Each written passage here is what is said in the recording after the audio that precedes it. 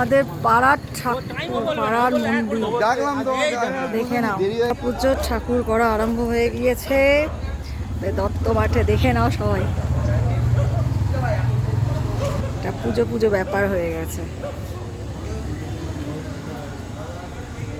দেখো আমাদের মাঠের ঠাকুর আরম্ভ হয়ে গিয়েছে, তৈরি হচ্ছে।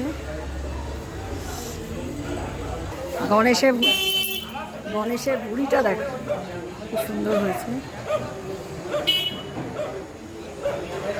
সরস্বতী,